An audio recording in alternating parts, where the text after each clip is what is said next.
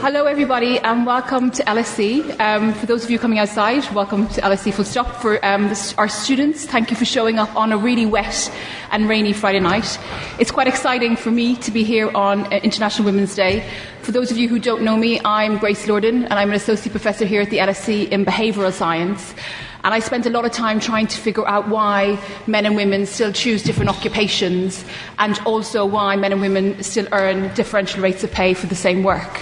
So it's really interesting for me to have three female leaders, or leaders full stop, here tonight that we can ask some questions that we might not otherwise get to ask. This event is Women in the City. This event is Women in the City is launching LSE's Library's Women's Work Programme to mark the century of Sex Disqualification Act in 1919, where legal barriers were removed so that women could enter professions such as law and accountancy. So back then it wasn't a given that we could actually choose the type of jobs that we can choose now. So we've come a long way, still a lot more to do. The Women's Library collection contains archives relating to these campaigns for equality, and I would encourage everybody here to check them out. Do also have a look on their website. They have two great events coming up. One is on the 12th of March. It's an Ethel Smith event, and another is on the 5th of April, which is the Bishop of London. For Twitter users, it would be good if you could use the tag hashtag LSE Women Work in order to promote the event and also promote the Women's Library. So tonight we have three impressive speakers, and we had a little bit of a debriefing beforehand, and I promise that I'm not going to speak too long. I'm going to take a moment just to introduce all three panellists, and then they will speak for about 10 to 15 minutes on their own experiences and their own thoughts, given the day that we're in, International Women's Day. And then afterwards, I have some questions prepared, but if there's burning desire for discussion on the floor, I think I will leave it over to you. So depending on how interactive we are, you'll hear more from me at the end, or you'll hear less from me. So first I want to introduce Pavita Cooper, who's sitting here in the middle. Good evening. So Pavita is founder and director of More Difference and has over 25 years' experience as an executive talented leader across multi-sector global chip organisations. I think from reading about Pavita's work, she champions diversity and inclusion through its business case. So this idea that if we actually get people from differential types at a table, we're going to have more innovation and better outcomes from firms. Pavita is also currently steering a committee member of the 30% Club, among other things. Next to me is Elisabeth Stheeman, who is on our court here at the LSE. She is also a member of the Bank of England's Financial Policy Committee, and she is an LSE alumni, so it goes to show where an LSE degree can bring you. Elisabeth has worked in financial services and real estate for over 25 years. She's worked for Morgan & Stanley, LaSalle, and she now has a portfolio career with a number of non-executive roles both in the UK and beyond. And finally, we have Bronwyn Curtis at the end of the table. Bronwyn is also an MSc graduate from the LSE. She's a global economist whose career spans both financial markets and media. She's a member of the Office for Budget Responsibility and has worked for World Bank, Deutsche Bank, Bloomberg, and serves as a NED on JP Morgan Asian Investment Trust. Bronwyn is an undisputed leader, and in 2008, Bronwyn was awarded an OBE for outstanding achievement in business economics. So I'm going to turn it over to my panellists, and if we start maybe from the end, Bronwyn, and work towards me, and then leave it out for questions. Thank you. Okay, thank you very much. When I sat down this morning and started looking at my city career, I have to say it's been pretty diverse, to say the least. I thought its trajectory is more like the erratic flight of a butterfly than a linear climb up a career ladder. So I thought that it was best if I gave you some of my experiences of being a woman in the city, and some of the things that have come out of that. And I also have a little surprise, which I found among the papers my mother, as you can hear from my accent, some of you, I'm Australian, despite the fact that I've lived here since I did my LSE degree, I haven't lost the accent. And my mother sent me back with 2 suitcases of things that I'd obviously sent to her over the years. And so I'm going to take some information from one of those as I go through. I came to the LSE after an economics and mathematics degree in Australia. But before that, the only thing I wanted to do was to be a ballet dancer, and I went to the Australian Ballet School. I was there, I was going, and then I got there, and after 6 months I decided that it probably wasn't the career for me. I was good, I was really good, but I wasn't absolutely brilliant, and I was a bit tall, and all my friends were at university having a good time, and I was in this military establishment, and I thought, I've got to get out of here. So I came to the LSE, and I did a degree in economics, and then I went and worked in commodity markets because I thought that would be a good thing to take me home eventually and give me good experience. So I started there. I never did really make it back. Instead, I've worked and travelled across the world in global roles, which would never have been available to me in Australia. I've lunched with Christine Lagarde, I've sat next to Bill Clinton for dinner, I met finance ministers, central bank heads and the heads of state. And along the way, I've run a team of people in West Africa, counting pods on cocoa trees, don't ask, and travelled alone across Africa and Asia, evaluating the work of a UN agency. My first job was actually in a small consultancy in metals and mining called Commodities Research Unit. The company grew quickly, and I was lucky enough to grow quickly with it. So I started out as a research assistant, and in 3 years ended up as a senior consultant. I then moved to a division of Master Foods called Mars Confectionery, based in a factory in Slough. And the reason I'm telling you about this is because, it's one of the biggest private companies in the world, and it was always well known for its egalitarianism. I mean, it was an open plan office in the days before there were open plan offices. The office was above the factory. Everyone in the factory actually clocked in every morning, and so did everyone in the office. The general manager was the only person who had an office of his own, and that didn't even have a door or a wall on one side. The Mars family, when they came, ate in the canteen with the rest of us. And it was a really... And I assumed the world was just like that. And then I made my first mistake. I moved to a company called Gill & Duffus, which was at the time the largest commodity broker in the world, and eventually was swallowed up by what's now Mann & Company. I was the first woman chief economist in the City of London, and I wasn't ready for the city, and the city wasn't ready for me. My job, I was like, someone to take out for 3-hour lunches with clients, and smile nicely. And, the jobs I'd had at Mars and in consulting were really, I had responsibility, they were big jobs, I worked with really smart people. I have to say, and after 18 months I decided to cut my losses and get out. I did a couple of other things then, including some work with the World Bank and the UN, but I ended up back in banking in the city by taking another chance. I didn't want a 9 till 5. Well, I did want a 9 till 5 job because I had small children. I didn't want to travel, and I didn't want too much responsibility. I'm sorry if that sounds as though I'm a wimp, but actually I just found that although I had a very supportive husband, it was really hard work doing both. So I applied to an advert in the newspaper for a fixed income analyst at Deutsche Bank Capital Markets. I didn't know anything about fixed income products. But I knew about derivatives. So they were interested in me because I knew about derivatives, and I was interested in them because I wanted to get out of commodity markets. It wasn't easy, and I think these are things you learn along the way. I was more experienced than my boss, which was, I think, threatening to him. He didn't want to take me on. I only found out this later, and his boss actually forced him to take me on. So that was fun, as you can imagine. But actually, after 6 months, things settled down. It did take 6 months, of me trying to make sure that, everything would be okay. And in the end, we worked well together. And when he went back to Frankfurt, he recommended me for his position as head of the department. Now, some things have changed because the head of sales actually made it very clear that he didn't think I could do the job. But, he conceded that I should be at least allowed to try.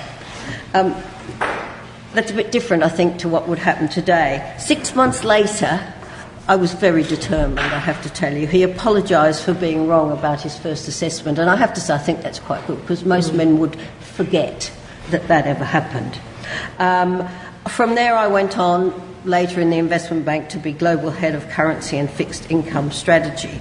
And actually in that job I worked with Elisabeth's husband, who is here tonight somewhere. So what's changed in the city since then? And this is what I want to talk to you about. By chance I found an old Deutsche Bank International Forum magazine from 1990, where there was an article which elicited comments from women at Deutsche Bank all over the world about women professionals. The article was called Speaking Out, and you'll be amused to hear that it was triggered by the bank's announcement at that time of a new deal, only applicable in Germany, of course, but to offer part-time work while bringing up children, child-raising leave, and individual return-to-work contracts. How things have changed. So I just want, as I read a couple of these comments, because they were answers to questions, just remember that some of the countries where these comments were made, women still really struggle for recognition in the workplace. So I think it's important. But I think a couple of things, and some of them are very amusing now in retrospect. I think at the time, when I think that this was published, it's interesting. What are the main prejudices affecting professional women? One of the answers was, some women think of working women as loose-charactered due to the fact that this was 1990, this is not, 1890, due to the fact that they're constantly dealing with men in the office. This could result in difficult situations arising for the women when dealing with male co-workers and clients. Okay. Right. Let's find another one here. Do prevailing cultural norms in your country militate against the professional woman? Yes, because professional women are often viewed as ruthless, tough and insensitive, etc. This is a London one. The previous one was from Pakistan. And then another answer on that same question. No, in Belgium it's very normal now that a woman has a profession too, although it is still the woman that does most of the tasks at home. Okay, so a couple more. How do you react? How do men react to women in managerial positions? The first reaction always is nobody wanted to marry her, hence she chose a career. I have yet to meet a man who will gladly accept a female boss. That was also Pakistan. Oh no, the next one's even worse. Their first thought is that probably the woman had an affair with the boss, but a lot of the time men don't know whether to treat her seriously or not, or whether her responsibilities are real or not. That's from Australia. And just a couple more, because, I do think some of them, things have changed, I guess is the point I'm trying to make. But I think one of them at the end, and I'll come to that in a second, but do women in power positions have to imitate male behaviour? Yes, particularly advantageous is the dropping of personal scruples and the development of certain pushy mentality. To show consideration or feeling is taboo, and that's from Luxembourg. And finally, should the bank adopt a policy of positive discrimination towards the female staff? And I thought the answers on this were very interesting, because mostly the answers were no, otherwise all efforts to gain the equality would be wasted, from Italy. And someone else, what on earth for, from Singapore. And actually I was the only person who was for positive discrimination in 1990. But I thought that things have changed quite a lot, and I thought that it was interesting for you to be aware that, it is a lot better. Some of it is because of regulation, but I think some of it is that attitudes have changed because they've had a lot more publicity. Now, I think I was in banking mostly. I got a bit bored around the year 2000 after having big jobs in banking, and I thought if I see another client and have to tell another fairy story, I'm going to kill the client. I just got bored, which was probably for me. So I was doing a lot of TV as a guest, and I came to the attention of Mike Bloomberg, and sometimes contacts along the way, these things happen. And I was approached to help Bloomberg improve the content on their TV and radio channels in Europe. I knew nothing about making radio and TV, and I went to start with just to tell them about content, and I ended up running 5 channels in 5 different languages, in television and radio. And I told people my aim was to overtake CNBC in terms of viewer numbers, and people laughed at me because Bloomberg television in those days was so terrible, so terrible, that, it fell off the air. And people in the city told me if I did that, I'd ruin my reputation. As it happened, I said, listen, it's so bad, it can only get better. And we did. It took nearly 6 years, but we overtook CNBC in terms of viewer numbers. Now, and this is something about using your experience as you go through life and through your career. And it can be quite unpredictable because you're not quite sure where you're going to go next. And I wasn't sure when I left there what that experience would do for me. How was I going to use that? It was so way out there in left field compared to the rest of my career. But actually, I was hired at HSBC to be Global Head of Research just because of that experience. They wanted me to professionalise the output of the research for the whole bank all around the world, so bring up the quality of the written research to, say, the level of the FT, and introduce video and audio and so on. So actually, sometimes the things that you've learnt along the way do, in fact, help you. And finally, I just wanted to say, is it easier now for women in the city than it was for me? And I think a lot of that depends on the corporate culture. At Deutsche Bank, capital markets, we had a lot of fun. We really enjoyed ourselves. I never felt that I was a woman in a man's world. Some of the younger traders called me mum because I was the only one with children, I think, at that age. I mean, they probably couldn't get away with calling me mum now.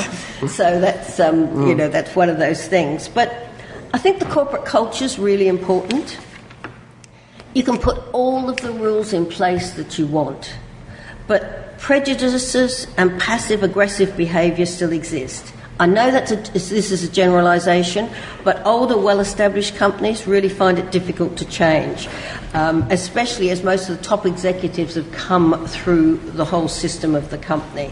I think it's the same reason, by the way, why companies that are disrupted by changes in the marketplace fail to change quickly enough and fail as companies.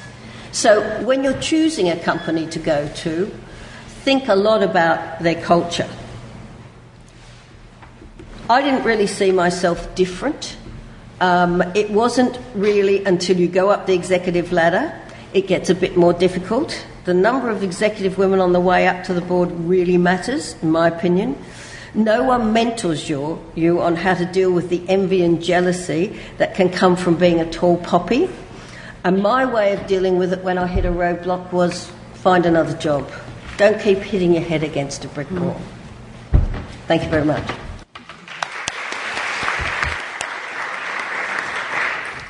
So before we move on, I want to take the liberty of just asking one question to Bronwyn, if that's okay. That came to me while you were speaking.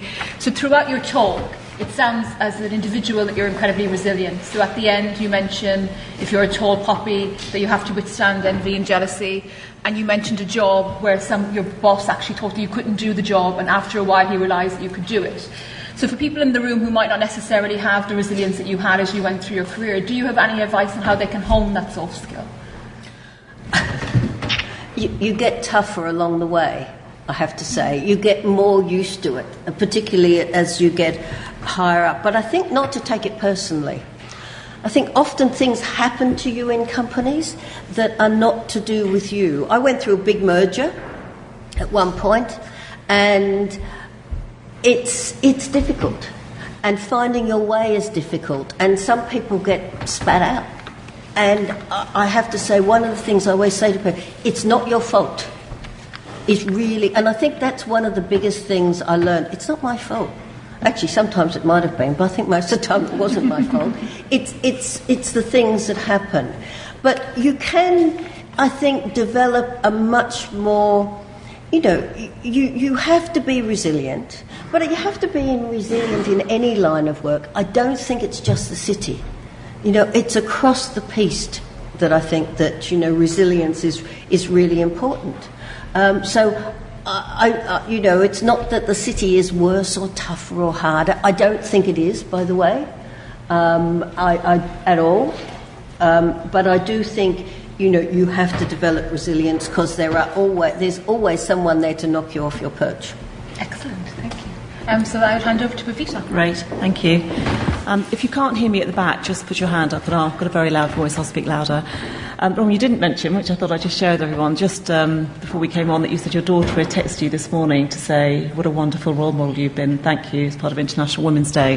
And I think as mothers, you pay a penalty often with motherhood, and it's a really tough thing. And so it's wonderful to know that at the end it's recognised.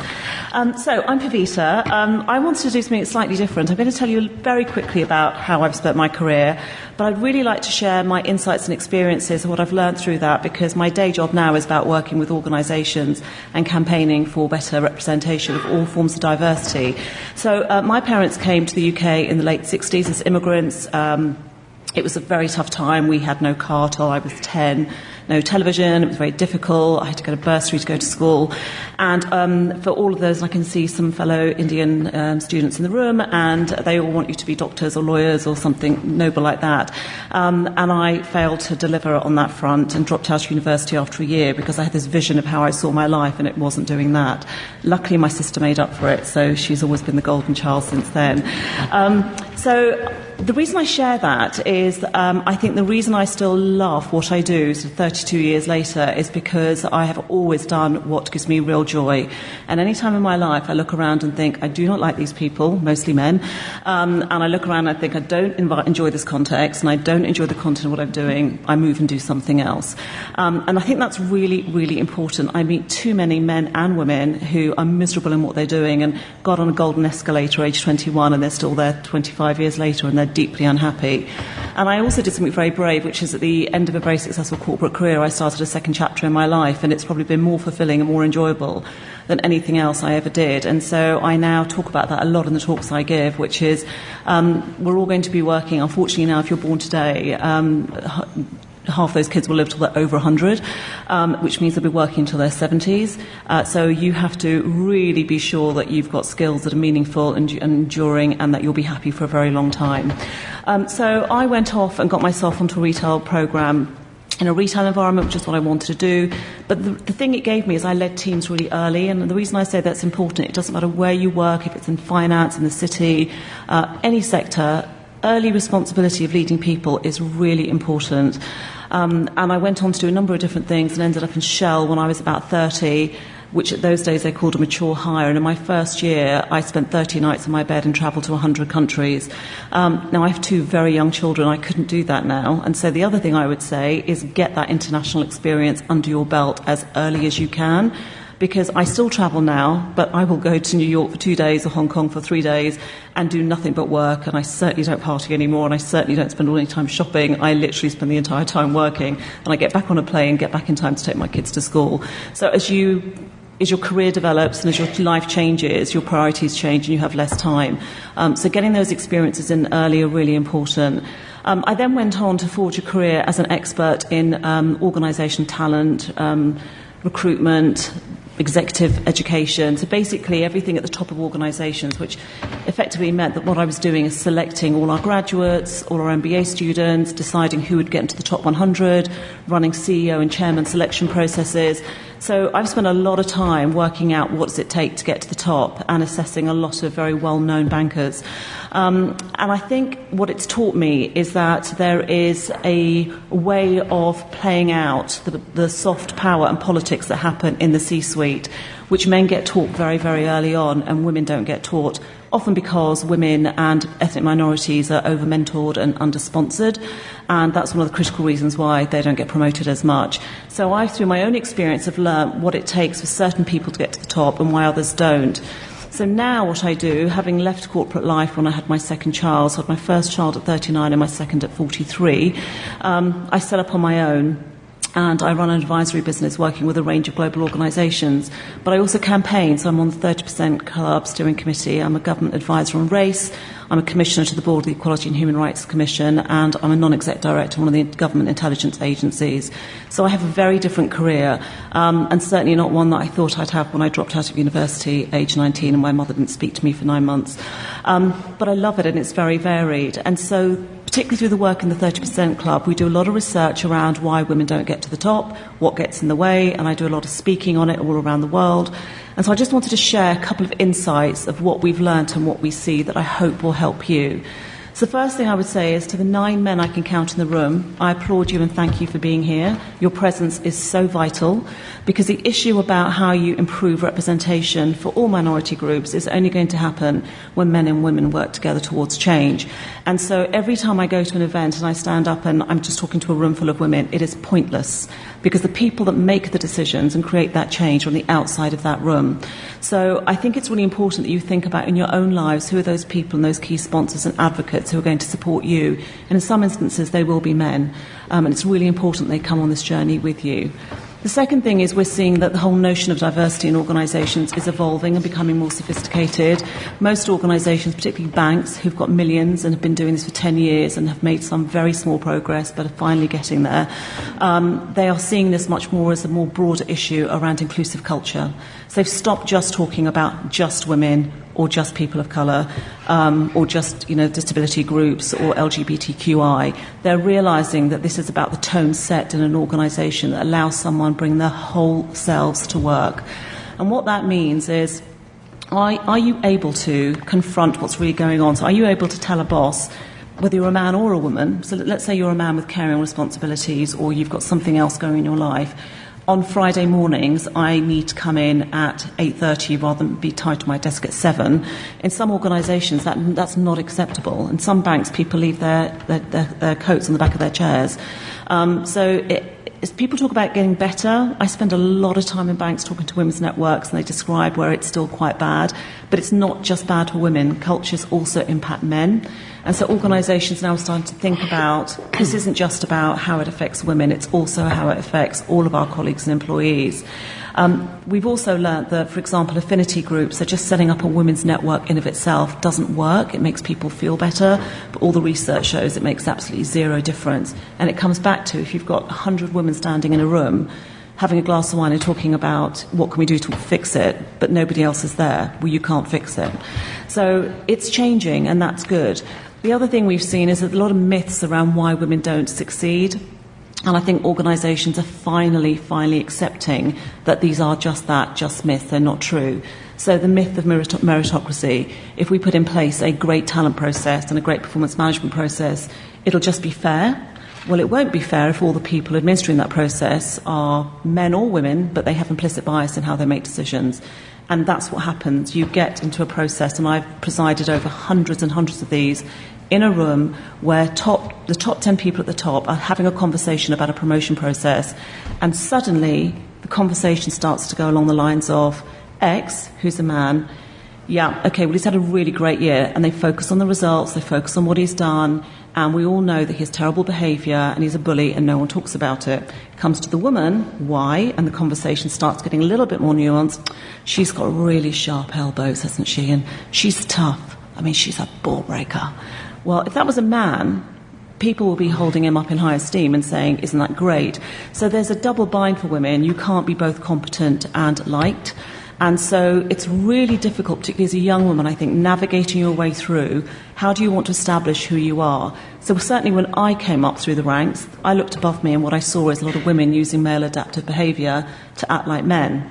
And that's not sustainable, because women don't want to act like men to be successful.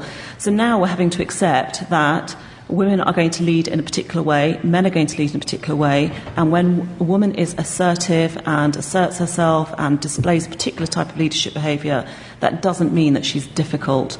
And so what I do now is I call that out in these meetings and say it's not appropriate. Why are we talking about this person in this way and this gentleman in that way? And when you call it out to people, they're so unaware of the fact they're doing it. We did a really interesting piece of research last year that looked at how male and female line managers adapt or unconsciously think about the progression and promotion of their own people, both men and women.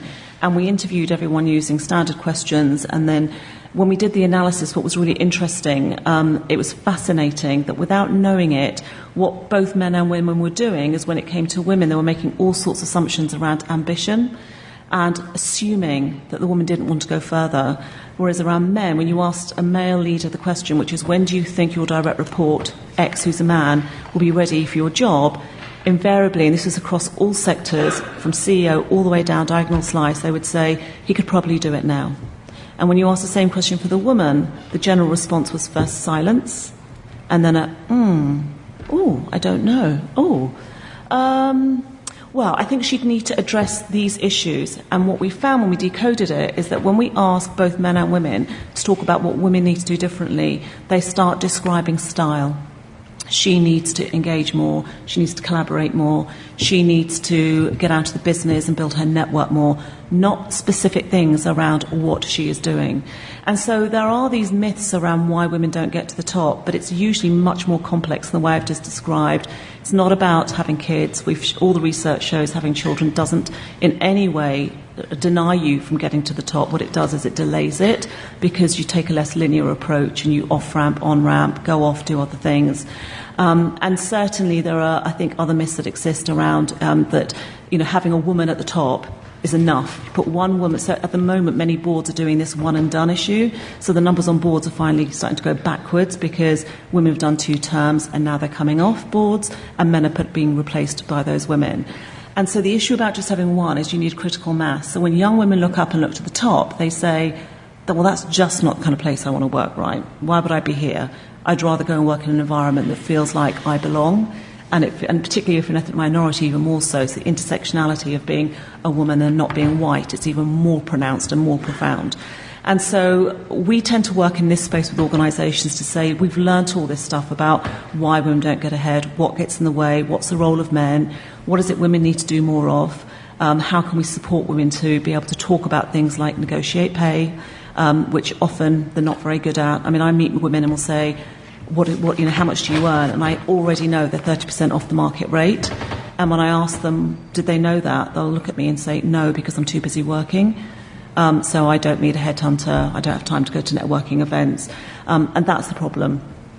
So I come back to this issue about children not being the only reason why women don't get ahead. I'm not saying it makes it easy. As I say, I've got very young kids. They're 8 and 11. And it is challenging, and my husband's a CEO, but as I always say to him, he's CEO of a bank, there are 2 of us, but in our life there are 3 jobs. And therein lies the issue that there needs to be some wider societal change around the role of caring in families. So the government have introduced this idea about having shared parental leave, and less than 8% of men have taken it up in organisations. More and more organisations are moving to shared parental leave, and the good news is, as they do that, particularly millennials coming through will start to say it's okay for a man as well as a woman to take leave. But all the men I talk to say, well, Pavita, I can't take 6 months off because, my boss won't remember my name by the time I get back. I think, yeah, welcome to our world, right? So what do you think's been happening to women for the last 50 years? So I think the fact that policies are changing, I come back to, you can't process your way through change. Policies might change, behaviour and society has to change too. So I'm going to stop there because I could go on for 3 hours on what we've learned through our work. But I just wanted to highlight, I think, the key messages around there is progress, it is getting better, but I think you have to really get underneath what kind of organisation you're joining and do they care? Is it the sort of environment you want to be in? And what is it like for the women that are there?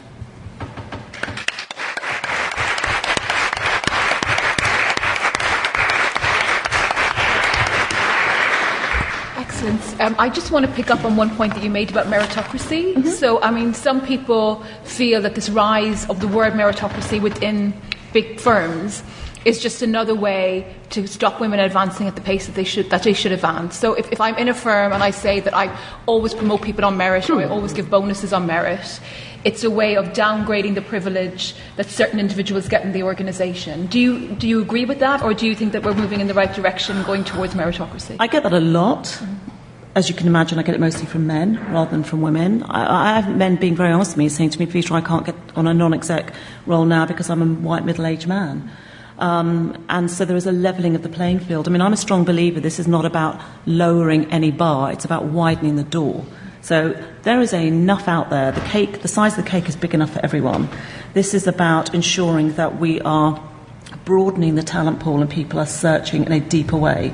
So at the moment, the way the processes work, I mean, I, as I say, sat in hundreds of paid decisions, consistency checks, where I literally sat in one where I had to check myself because a group of men had a conversation where the woman was the highest performing member in a sales team, and I was nearly dropped off at one point. I got so bored I was sort of doodling on my pad, and I suddenly heard someone say, but the guy next down from her, this is on a forced ranking process, which luckily doesn't happen anymore, he's got 3 kids and she's single. And I think, so as you can imagine, I then intervened and we had a different conversation. But I kind of thought to myself, really? This patriarchy, and it was very well intended. So, yes, I think it is still an issue and you have to call it out at every point. Wonderful, thank you. And finally, Elisabeth. Yes, well, thank you, Grace, and also Bronwyn and Pavita. So it's a real pleasure to be part of the International Women's Day panel at the LSE this evening. As you heard, LSE is very close to my heart, having been on court and then also on council for a number of years. And I very much hope, Grace and others, that this will be the start of many Women in the City events the LSE will be hosting.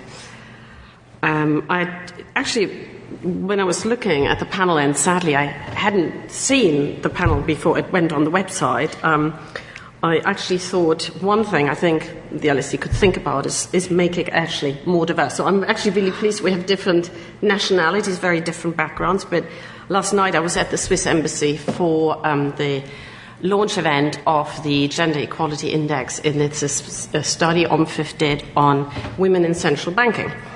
And the Swiss ambassador started with a few comments, and he said that he is a gender champion of the sort of Geneva gender champions. And I hadn't expected the Swiss ambassador to say anything like that. And he explained that one of the things the Geneva gender champions do is they make absolutely sure there are no panels where only one gender is represented. So that's just a thought to leave with you, because I do think female-only panels can, are good on the day like today, but as bad as I think, having male-only panels, I think it's always good to have lots of different diversity.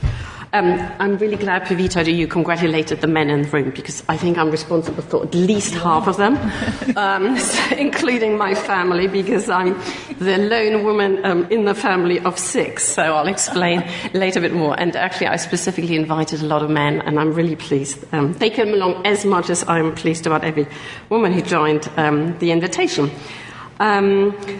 So Grace asked me to share a little bit my career journey and an experience, and I'll make it quite personal to start with. So just to give you some context, I was born in Hamburg in northern Germany as one of 6 children, 5 girls and 1 boy. So when my mother had my brother as the 5th child, she knew she had to have another child, because she thought, it's not going to be any good if he's the youngest. And to give her, and actually both my parents, credit, we were all treated absolutely the same. So to the point that when my brother was studying in Munich and his future wife saw him shopping at Aldi, now everybody knows Aldi in England, and she saw him, buying flour, sugar, all kinds of things, she thought, oh gosh, he's obviously married. I mean, I can forget that. And actually he was shopping because he was baking a cake. And I'm pleased to say, all my sons love cooking. One of the ones who's here loves baking.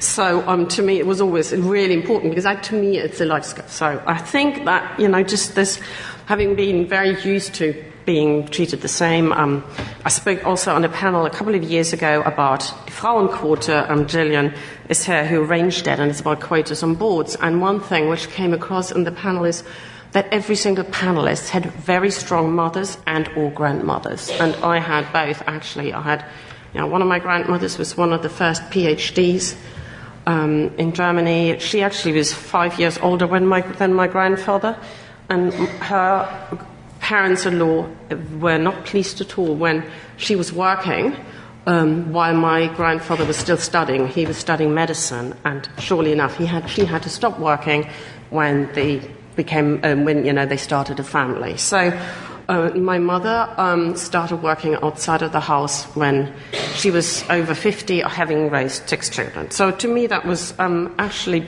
a big experience. And if I think about my own children, I do hope that, seeing me always working while raising a family was a good inspiration.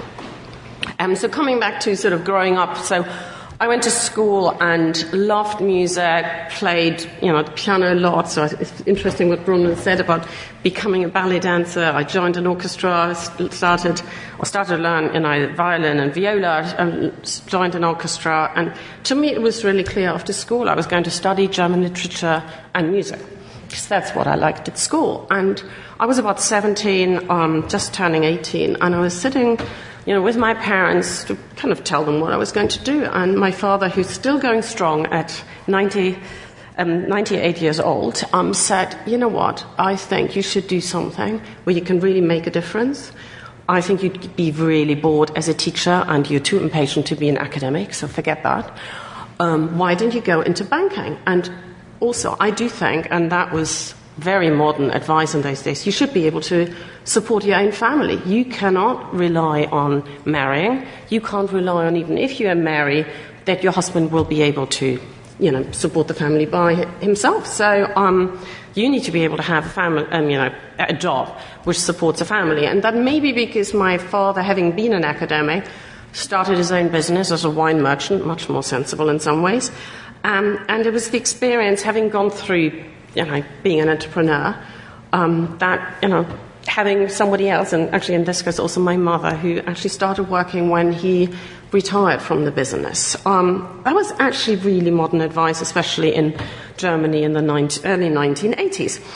So I thought, I knew nothing about banking, but perhaps like Bronwyn thought, in those days, what's the difference between a check and a transfer? And I had no clue. To me, it was like learning a new language. And I applied to various banks in Hamburg, and interestingly, I applied to Deutsche Bank. And they turned me down. The reason they turned me down is my grades were too good. They said, they asked what my parents did. My father had a PhD, so that was bad. He was an academic. My 3 older sisters were either at university or did some higher education. They said, you're going to leave after 2 years, because it was sort of like an apprenticeship study work program. You're going to leave, and then you're going to have get married and have children. They actually said this to me again. Things where I think things have improved is nobody would ever say this to you now. But I was devastated. Nobody had ever turned me down for anything. But thankfully, I'd applied to another bank. And they said, we really like your background. You've obviously done well at school. Can we offer you a scholarship? You can do 3 years, a study work program. We pay for your studies, and you just, work Mondays through Thursday, study Friday, Saturday, and then, have sort of different things. And I thought, it's only 1 year more. I did my A-levels 1 year early, so that's fine. I actually was going to become a lawyer or judge, and thought, if I want to study law, I can still do that. So went into banking, actually really enjoyed it, to my big surprise. And I was lucky enough to meet my husband on my first day at work. So so I did this 3-year study and work program. The scholarship made me financial independent, which was great because my parents were already paying for my 3 older sisters.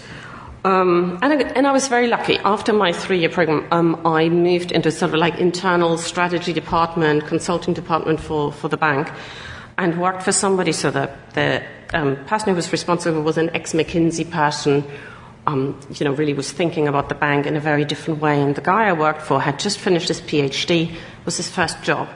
He was probably about 10 years older than me, gave me tons of responsibility. So I was early 20s, and he sent me out in the regions to explain to the heads of the large branches why they weren't making any money. So you can imagine, they were all male. They were probably in some cases 3 times as old as me. So I was early 20s, they were 60 plus, sometimes perhaps mid-50s, and I come by train, would sit on my little bag and explain to them why they're not making money.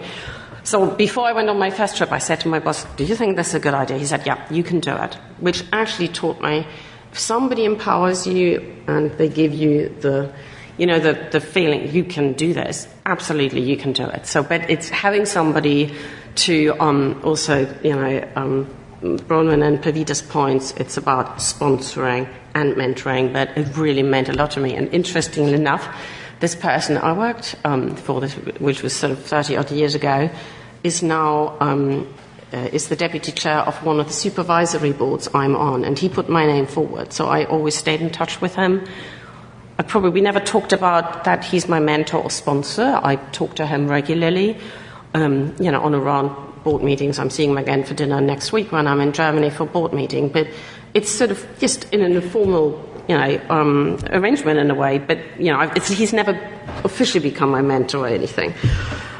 So I got a lot of responsibility. And then after about 2 years, I felt, by that time I was sort of 23 or something, and I felt in order to really get ahead in Germany, I had to be at least double the age, preferably male. And I just was getting a bit bored and thought, what do I do? And I had looked at business schools in the US, thought about France, and then I thought, my then boyfriend is British, working in Germany. I thought, might as well see what the UK is like. And I was lucky because our parents had always sent us to exchange visits because they couldn't really afford going on holiday with all of us. So I'd gone to England from the age of 14, and the only place I could really think of was the LSE, because Ralph Dahrendorf had been the director. Everybody knew about the LSE, and if I think back now, I literally only applied to one course at the LSE, no emails, and I don't even remember how I found out about the course, sent off the application,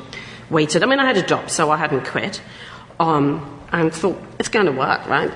Didn't have a plan B, but I could have just stayed in my job, and I got the offer. So it was a postgraduate diploma in business studies, which was a mix of economics, accounting and finance, organizational theory, which I really enjoyed, so I'm glad Grace here doing research on that.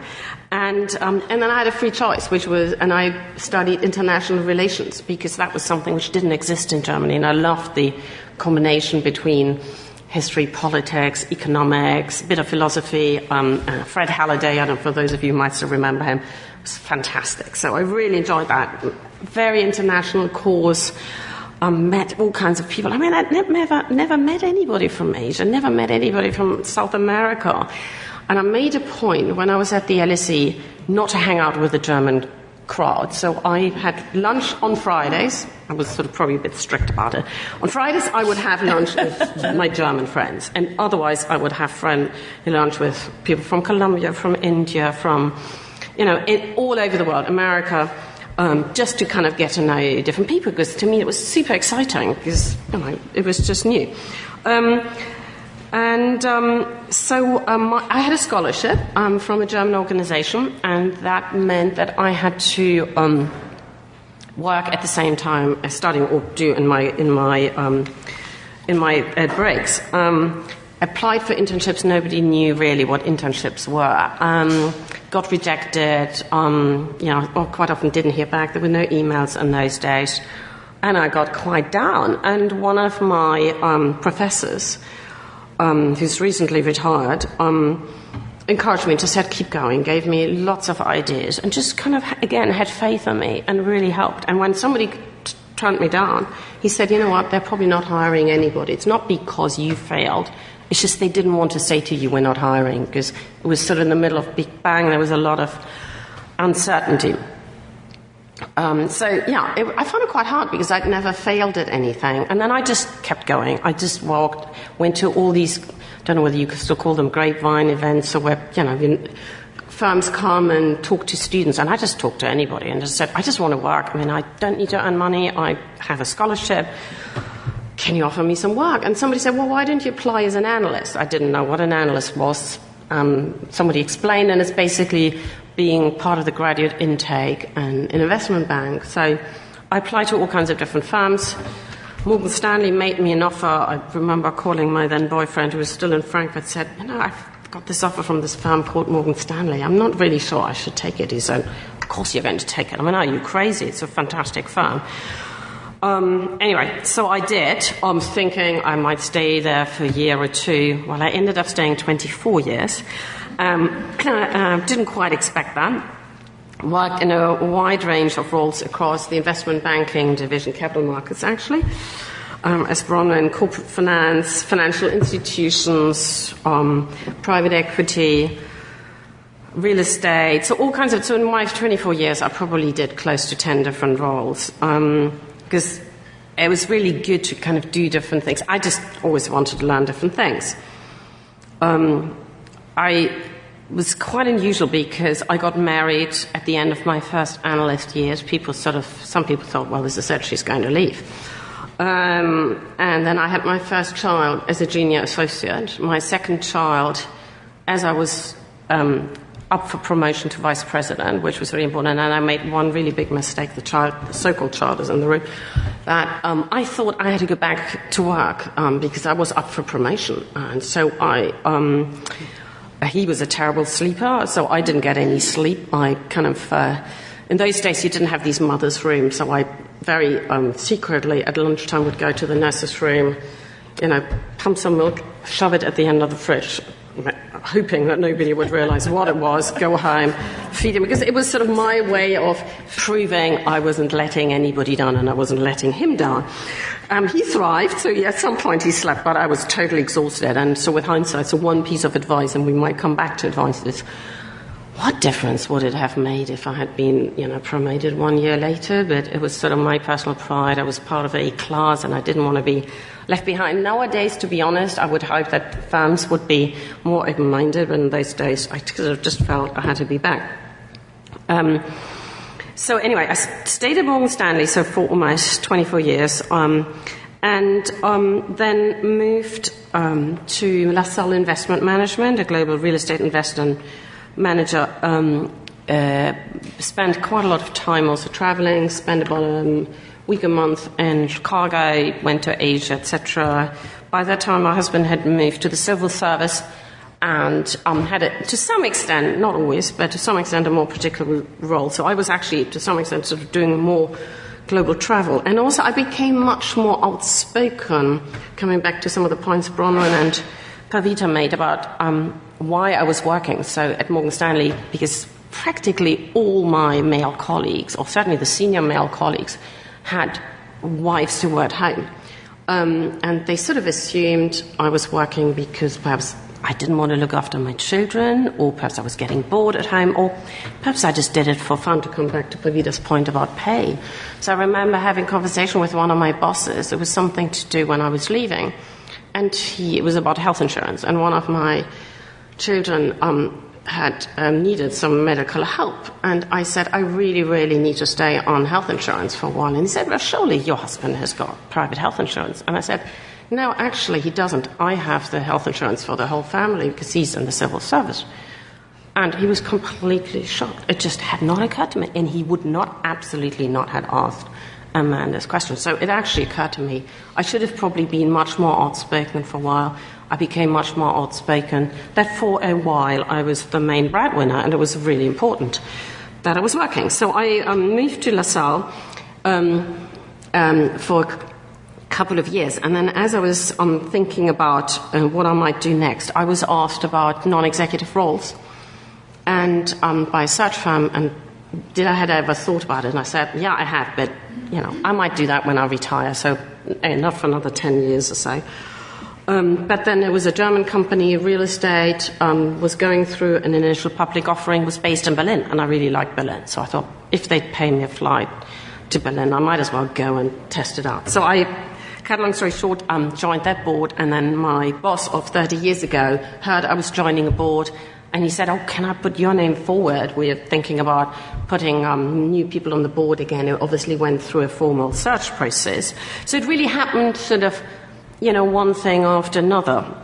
So now I'm on the board of Ariel Bank in Germany, on a board of, so it's the third largest listed bank in Germany, on the board of the largest provider of retirement nursing homes in France called Corian.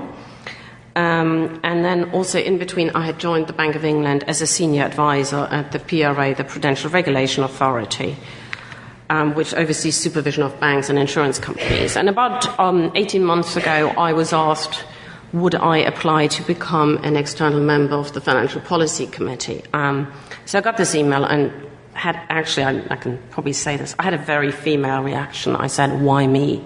Why would they ask me? It's no way. I mean, I sort of was puzzled. I was actually at a board meeting in Paris. Went on the Eurostar, still puzzled, came home, showed it to my husband and said, I'm not really sure I should do that. And he said, have the conversation when I think you can do that. So why do you even think you can't do it? So I thought, okay, might as well have the conversation. But again, it's something, trust in your own abilities. And I think, to be fair, that's, advice both to men and women, but I do think women tend to underestimate their abilities. So there is, sure, Pavita, you've seen it in Bronwyn probably too, where women see a job advert with 10 things on it, and they'll focus on the one thing they think they're not perfect at. And I definitely, I'm that camp. Whereas, and I don't know whether you've seen that in your research, Grace, a man, and again, it's a very black and white comparison. Men see something and they see 2 things they can do, and they forget about the 8 things they may not be so good at. So anyway, I started. I joined the FPC about a year ago. The Financial Policy Committee, chaired by Marcani, the governor. At the moment, I'm the only woman among a committee of 13. I'm pleased to say that is about to change. Although, actually, I must say, coming back to the point about diversity, sometimes it's almost more important to have diversity of thought in terms of having people with different backgrounds. I actually feel, in some ways, even my French board is less diverse because I'm actually, there's me and one other German, so actually a medical doctor on the board. We feel so kind of the odd ones out in a way, because it's very clear that there's the French group and the other group. So there are different dynamics in terms of diversity, which I hadn't appreciated before. So just to finish off, listening to this, you probably think I had this grand plan when I started off, whether I was 18, 20, whatever. Actually, I didn't. If you'd asked me whether I'd stay in banking for 25 odd years, absolutely not. Work at the Bank of England, no. I mean, even 5 years ago, no, absolutely not. Or start a portfolio career. I might have said, oh yes, when I'm 60 plus, I might think about that. So it's really something where being open for opportunities and sometimes a bit of serendipity, so having a bit of luck, talking to people, keeping an open mind. I think I mentioned on the way, so I have 4 sons, all millennials, so students, and or sort of starting off in their careers. 2 of them are here tonight. Plus we come back to this later in terms of sharing, best sort of tips, practice, whatever. But thank you for being here tonight, and I'm looking forward to the questions.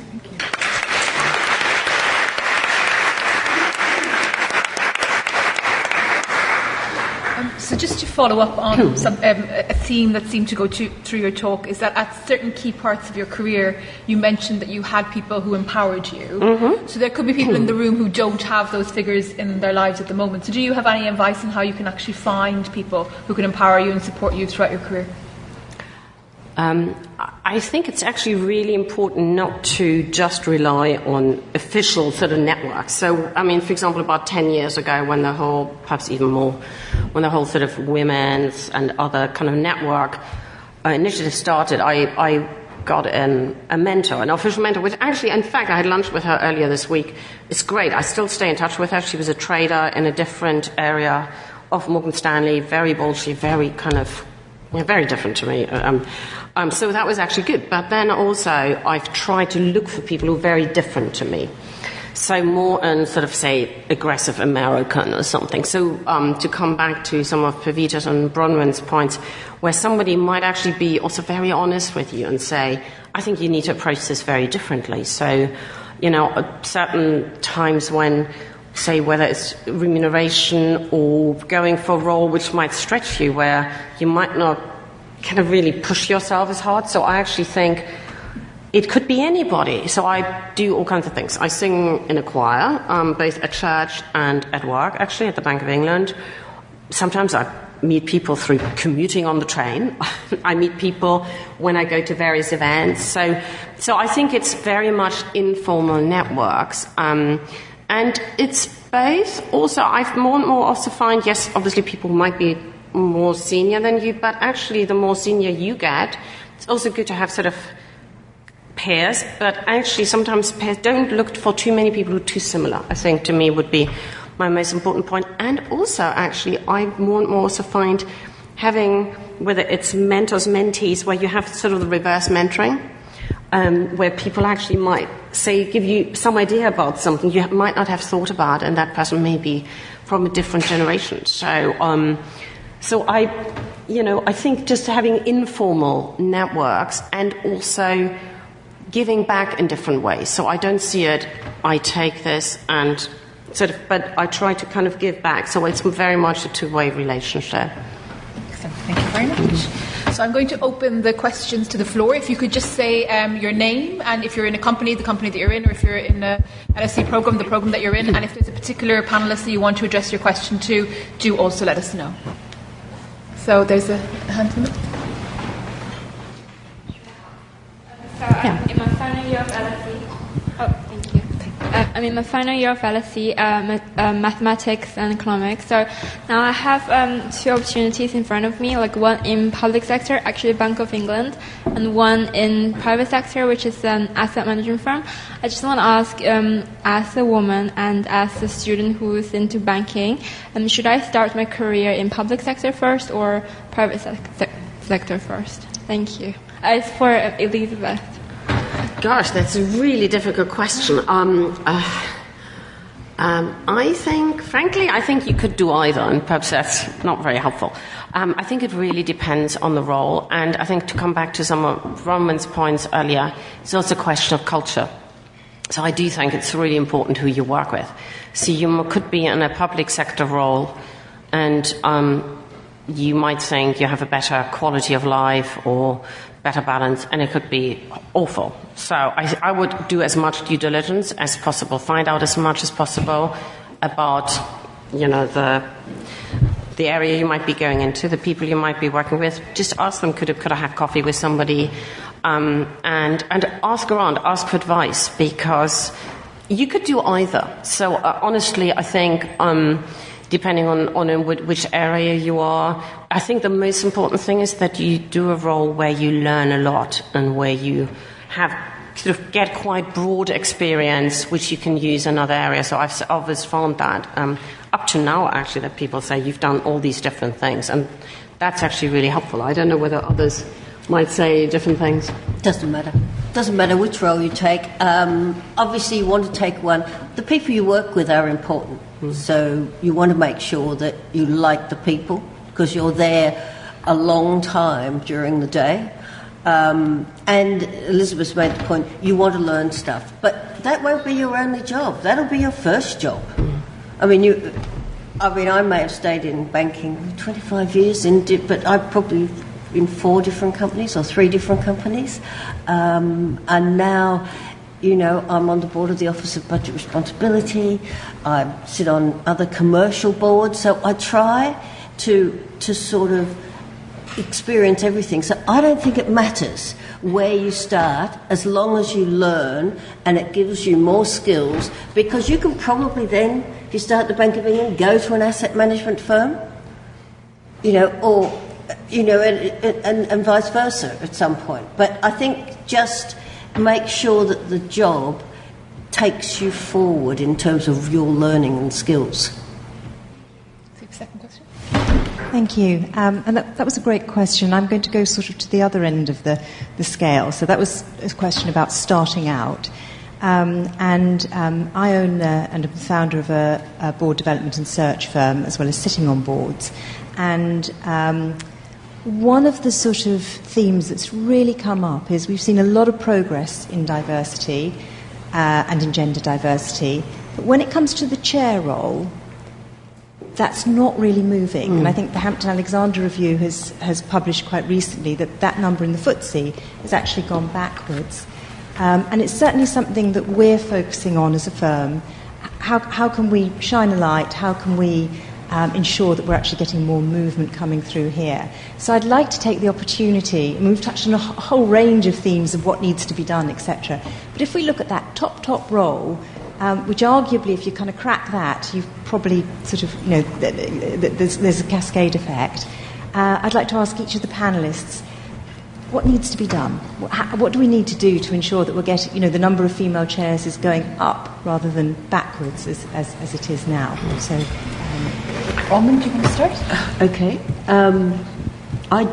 I do chair a public company, but it's a small one. So I think the issue is just getting the numbers through. So we started with 30% of women on boards. I mean, I think it should be 50%.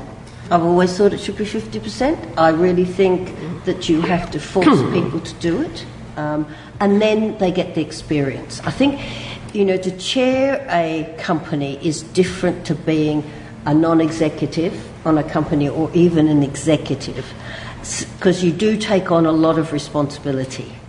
And, in the end, it's on your shoulders. And I think that there aren't enough women yet. Well, there are women that can take it on. There are plenty of women who can.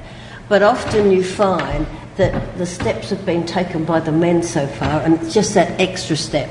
I see no reason why the women that I meet on boards are more than capable of taking on the chairing role. I think it's being given the opportunity, and I think it's the same sort of things that you talked about, that, well, the man, he may be this or he may be that, but, he's ready for the next step. The woman, well, she needs to improve her networking skills, and, men... Gravitas is quite often the one they use. Not enough gravitas is not enough gravitas. The excuse, exactly. Different style. I've got age on my side now, so I have gravitas. But it's exactly the same issues right at the top there.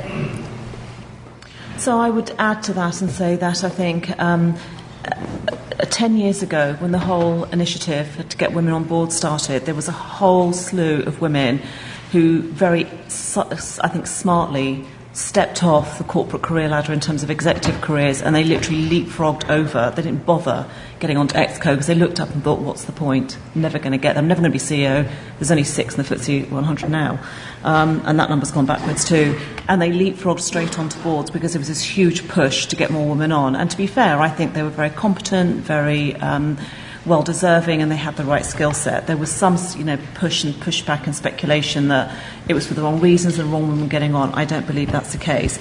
As I said earlier, those numbers are now going backwards. The problem is, to get to the chair role, as you will know better than anybody in the room, you need to have rotated around some key roles on that board, been a SID, probably been, head of the audit committee, possibly had some REMCO experience. And so you've then got the company secretary and the deputy chair usually making that decision. And again, it's like the papal ascendancy. They go in and wait for the smoke to come out of the room. It's a really closed process amongst there's no transparency. It's a very closed group of people. And what happens, it all gets played out in the press, and everybody speculates as to who might get the job, and then someone totally random gets it, and you think, well, that was really weird. How did that happen? So I think greater transparency, and I think much more having to account for when you haven't even considered or interviewed some of the obvious candidates. And I think Philip Hampton is really working hard on that and pushing for greater transparency, and they're doing some great work. But Deanna Oppenheim has just been appointed to a FTSE 250 board. I mean, it's getting better. So there's a generational thing that as people come through, like Bronwyn, will be able to do that. She gets to bigger boards, and so that's starting to happen. So I think it will be progress. But it's slow, right? It's going to take a long time. And you do need that, just that experience on the boards, because I was an executive and I was on Exco and all of those things at the investment bank at HSBC. But when I started to think about being on a non-executive, because I didn't really bother with that, and if you're in somewhere like HSBC, they will not let you take other roles because you're conflicted.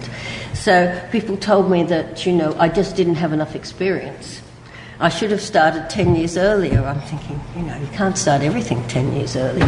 So even there, and then so you have to build it a bit at a time. And then I decided early on I didn't want to be on the board of a big bank. I didn't want to do that. The regulation and compliance I thought was just boring, and I didn't want to be bored. So I picked and chosen somewhat smaller things that are more interesting. So I think there's also, it depends on the motivation of women as well. Sorry.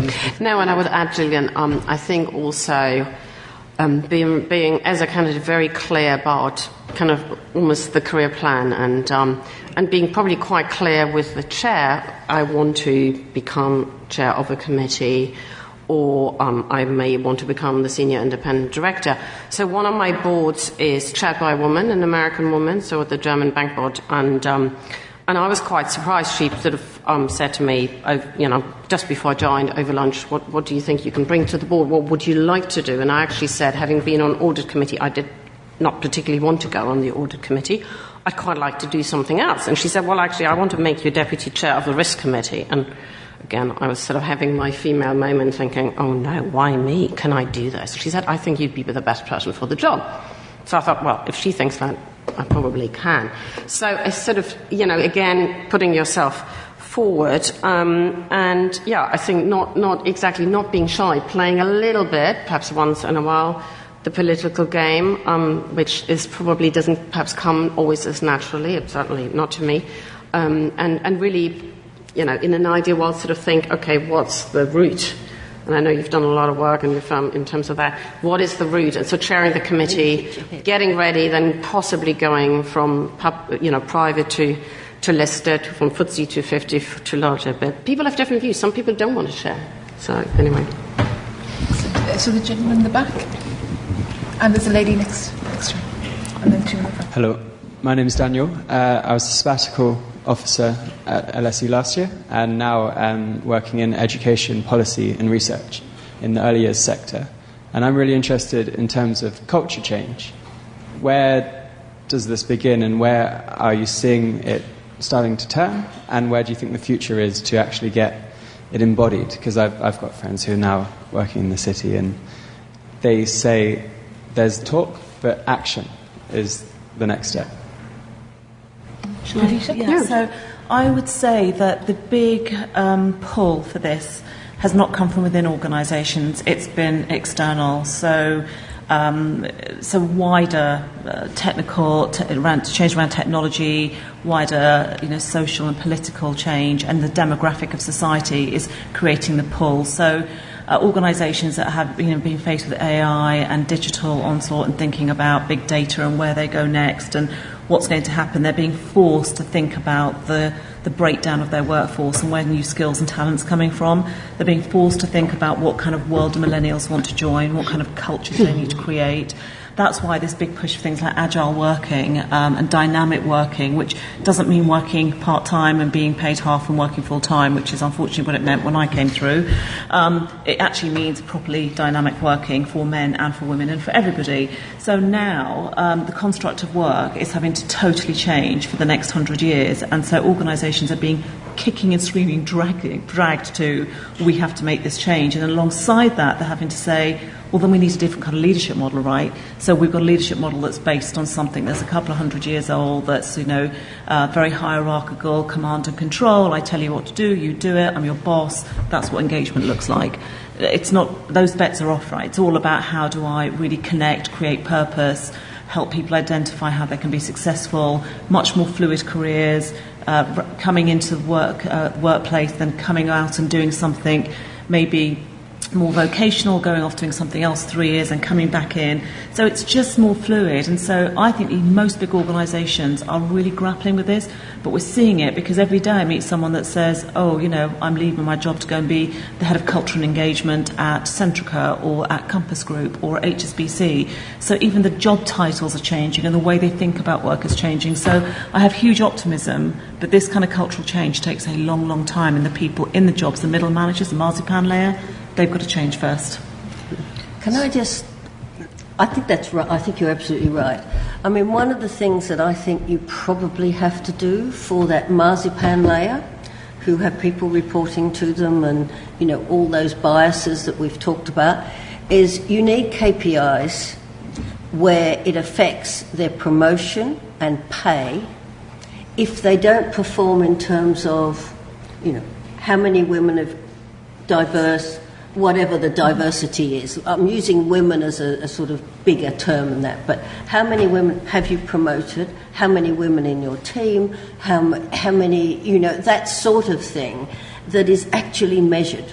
Because what gets measured gets done. So I'm a great believer in measuring these things, because when someone comes for their review and you look at it and you say, well, yes, you've got one woman and, 10 men in you can see what I'm saying. I think it has to be visible and transparent so that it does affect promotion and pay. People will do it then. I think it's a really difficult thing to deal with, Daniel. I think so. I certainly remember from the private sector, when I was at Morgan Stanley, it was very much about FaceTime, and I would hope that has changed somehow now with flexible working and also people being able to work with, computers wherever they are. I had one of the first laptops when I kind of officially was working on a flexible working arrangement, and it was this thing where you stick it in the telephone box and it makes funny noises, and it took ages for any emails to come through. So thank goodness has this moved on.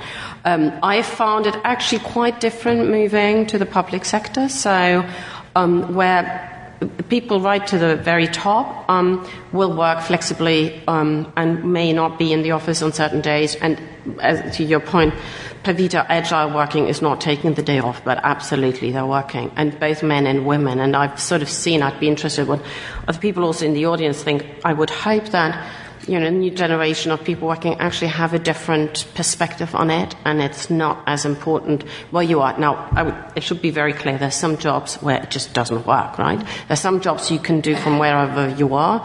If you're a trader, or if you can, you do stuff where you need lots of screens, where you can only do it when you're in the office or you have physical meetings, it doesn't work. But I would hope that things have moved along. But yes, I think it's slow progress. So I saw a lot of hands last time, so I'm going to gather up 3 questions. So I promised this lady here, and I had this lady in the front. And was there someone else in the front row went last time? Yes, and this lady here. So we'll do 3, and then we'll take responses from the panel. Yeah. Hi, I'd like to thank the panel, your talks. Could you stand up? Sorry. Hi. I would like to thank all 3 of you. Your talks are very insightful and inspiring. So my name is Neelam. I now run an executive coaching and training company, but I did work in the city about 12 years ago. So I had my first child and I went back to work. I went back to UBS, and then I wanted flexible working and part-time working, and it was one of those, what's the point? My husband's a lawyer, so he worked for a Magic Circle firm, and both of us found we couldn't do 2-3 jobs with 2 of us. So I decided to just, move aside, and I just concentrated on my boys, who are now 16 and 12. But 2 or 3 years ago, I decided to set up my company, and I work with a lot of millennials, a lot of women, so I do a lot of work with women in tech as well. What I wanted to know from you 3 was that you're obviously very successful, and you're clearly role models for many people in this room. What traits do you attribute that to? What traits do you attribute your success to? I know we touched on resilience earlier, but what could you tell me and the rest of this room what those traits are? Okay. Thank you. Thank you. Second question. Hi, I'm Zoe, and I work as a legal assistant at a citizenship investment firm. My question is, do you have any advice for handling kind of everyday small sexism in the workplace? Mm-hmm. And can you pass the mic behind? Hello, my name is Yvonne. I'm a German journalist, and I would like to ask the panel actually about returnships. Some banks have put these programs on, and how useful are they in your view? And a second one, if I may sneak one in, another question is about fintech. Just wondering what your views are. I mean, a lot of these fintech companies seem to be very male. I mean, lots of men there, and it's very technical. So does that mean that, we might see an even stronger trend against women in the city in the future? Perfect. So we can try and get 1 or 2 more questions in at the end. Bronwyn, can I ask you to speak to traits, please? Traits for success. Yes. Well, someone mentioned about having a strong mother. My mother took a whole factory out on strike when she was 20 in a country town. Went to Melbourne and stood up because the union man was being paid off, and she got it changed. But it's I think I do not come from a well-off family or a well-educated family, although they were quite especially my father's side were quite smart. So I think I always felt I wanted to succeed. I don't know if it's a trait. I just wanted to do well at everything. And I don't know quite where that came from. I didn't have to win as such, but I wanted to do well.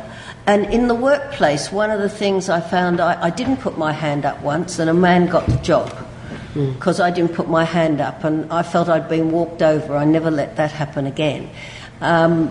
So I think that some of these things you're born with, and some of these things, and sometimes it's necessity.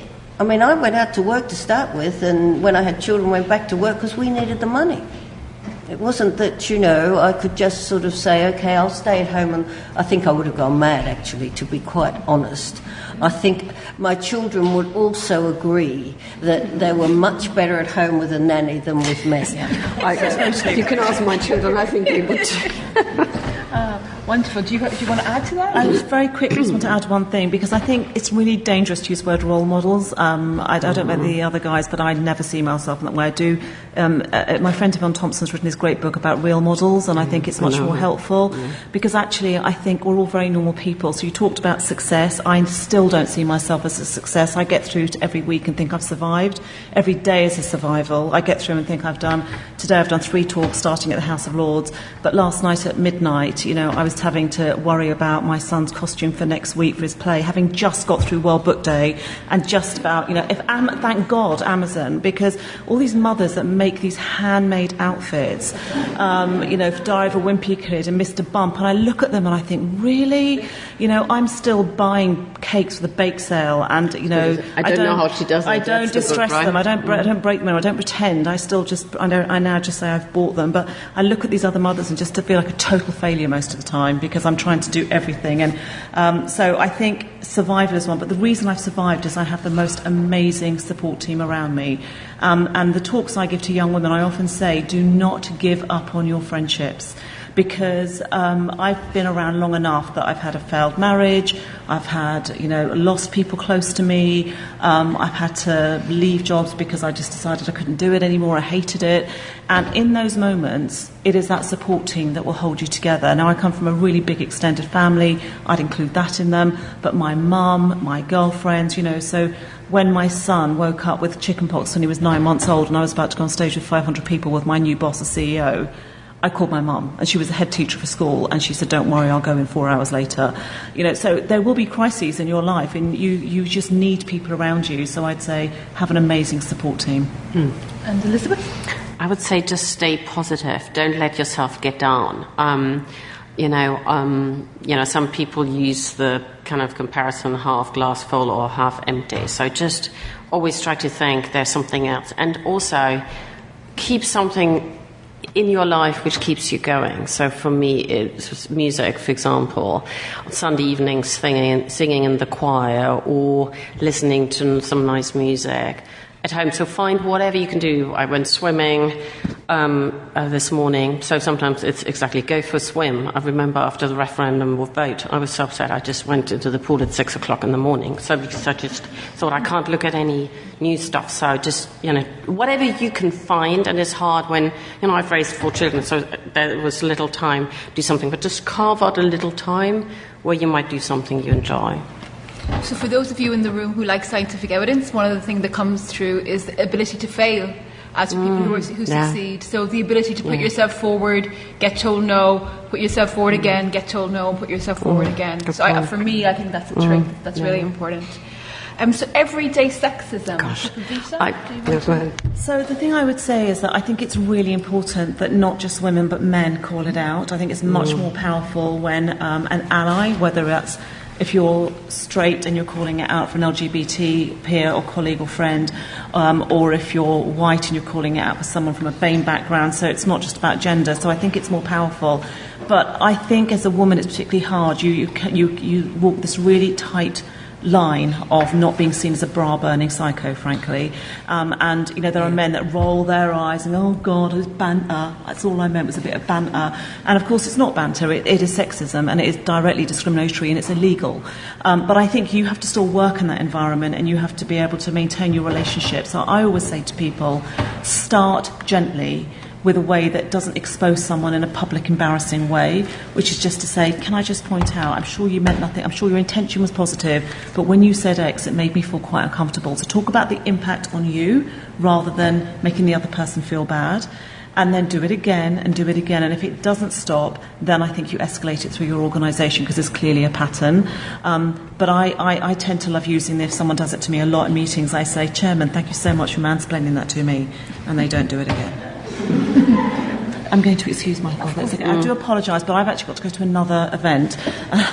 So I'm going to leave you in the very capable hands. I do apologise, and it was lovely to be with you all. I'll just sneak off very quietly. Just to add to Pavita's point, I think it's a really hard thing to do, obviously, when you're a junior in an organisation.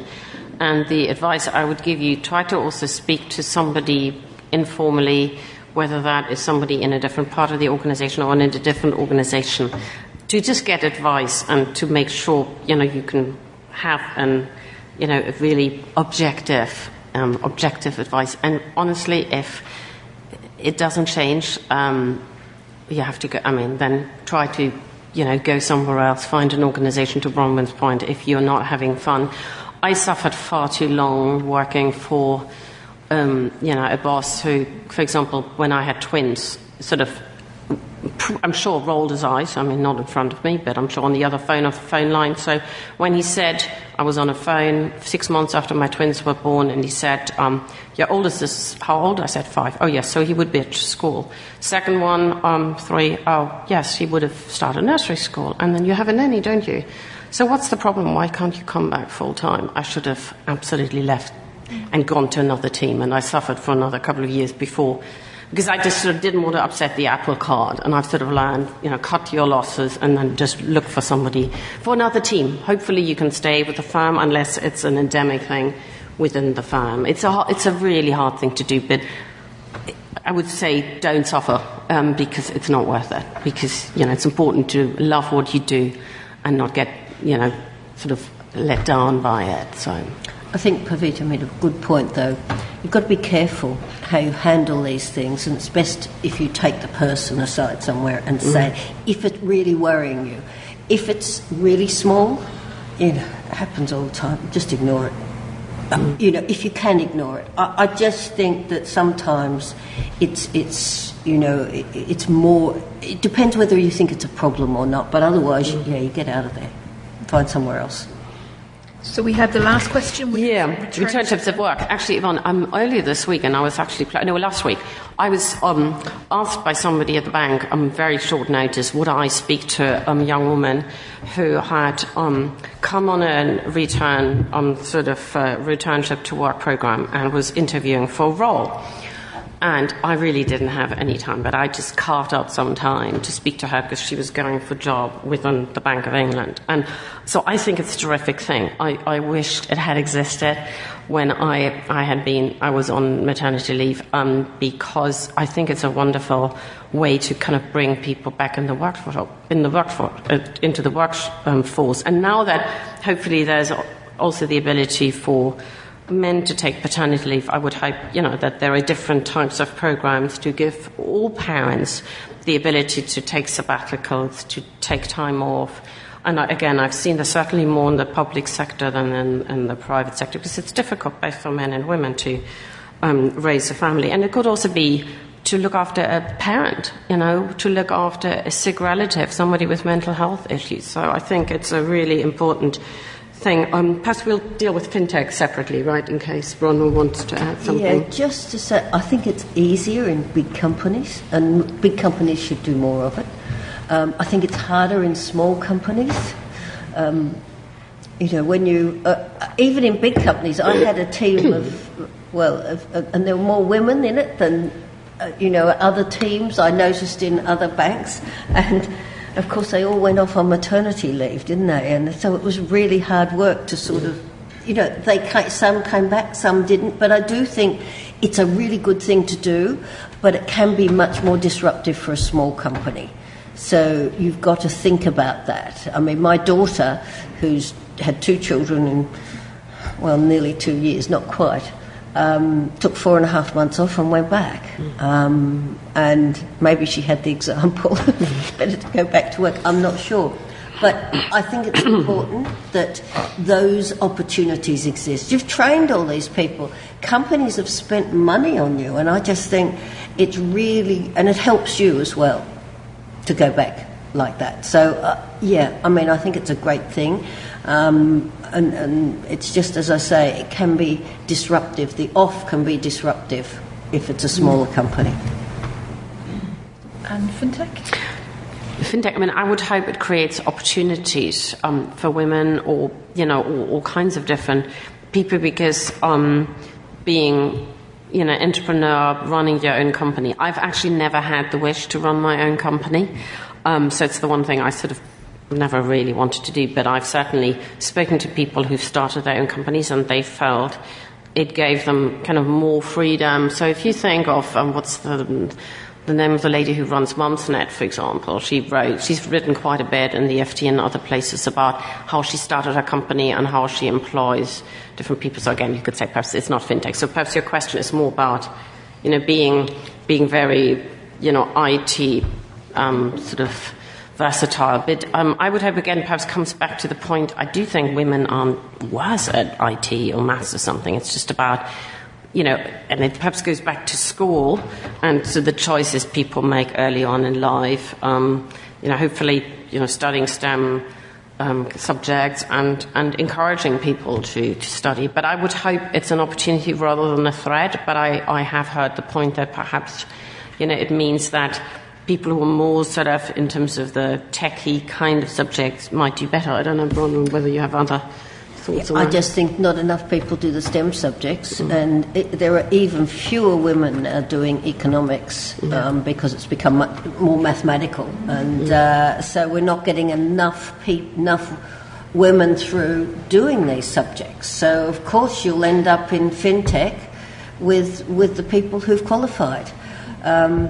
I'm very disappointed in economics. I know it's a sort of off the subject. I'm really disappointed because it's much easier to. I met the woman who actually piloted the first Qantas plane that went 20 hours to Australia and she goes around talking about what she does. Isn't it? Good. I can understand women wanting to do that. And because they can see a role model there.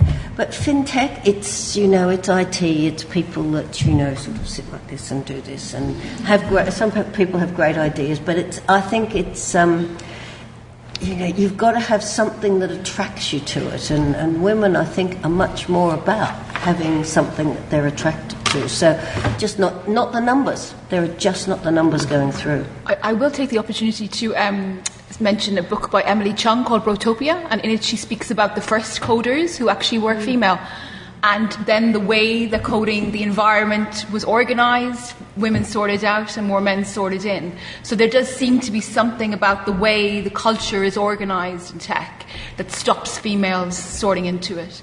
And some of the problem is, as Bronwyn has just mentioned, when we get kids out of their A-levels in the UK, they're not really choosing computer science. So it's about 20/80 at the moment, the same as engineering. And I think for some parts of finance, like trade finance, for example, this is going to be quite problematic because all of the innovation that fintech can bring to the table, if women aren't there designing it, is it going to, and females are the users on the other side, is it going to get us where we want to go? So I want to take, we run out of time, but I want to take the last moment to allow my both remaining panellists to maybe give 1-2 last sentences about what they would like to see in the next 10 years, or their lessons from the last 10 years gone by. So Bronwyn, thank you. In the next 10 years. Well, I'd like to get further than I think we have since 1990, when we looked at what the women at Deutsche Bank were saying at that time. I think it's taken a long time to get to here. I do think there is real momentum behind it now. So I think we will be much further, but I do think it's a problem, chairwomen rather than chairmen. So we still have these issues with the way people think. And I just want to take a second to say I was terribly depressed when I read Chapter 3 of Sheryl Sandberg's book, Lean In. And the reason I was depressed is because they took a case study from Harvard Business School to New York University and Columbia, 2 different sets of students, both male and female in both classes. It was about a really successful woman entrepreneur, and they just changed the name for one set of students and made him a man. And the woman and the other one, this story. They all thought the man was, someone they want to work for, or aggressive, No, that's not the right word, is it? Out there.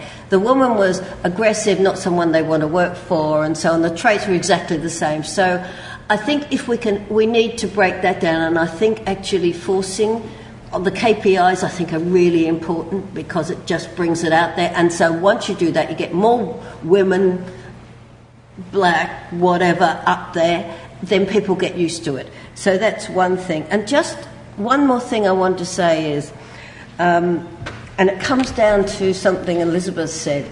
My husband I used to drive him crazy because I'd take on these new roles, and some of them were quite challenging and were way out of my comfort zone, like the Bloomberg job, but I had others like that.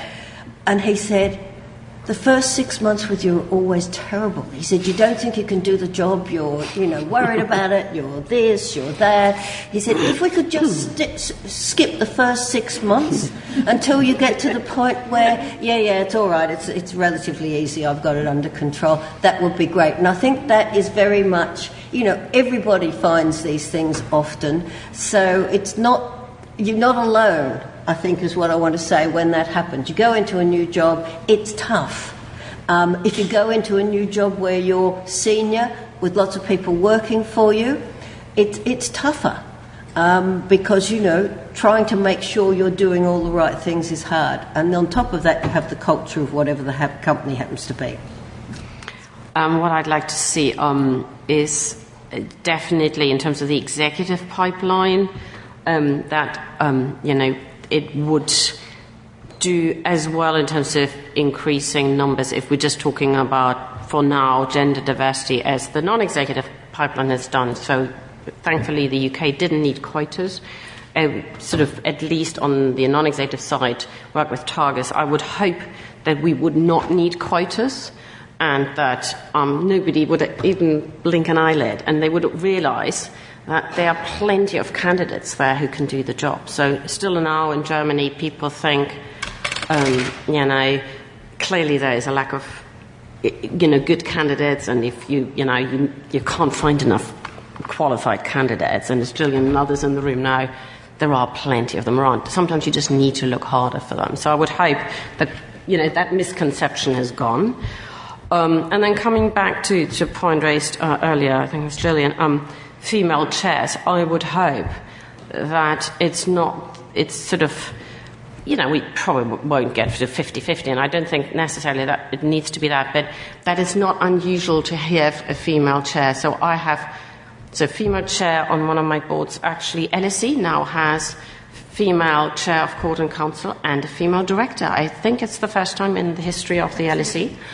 And I've learned a massive amount from female chairs. And they're fantastic male chairs too, but I have actually found that the dynamics, and I've worked under, certainly on my time as on court and council at the LSE, I've worked with 3 or 4 different ones, and it's a very different style. And again, it could be a male chairing very differently, but I do think it just brings a different dynamic to the discussion. So I would hope that the numbers of female chairs will move up.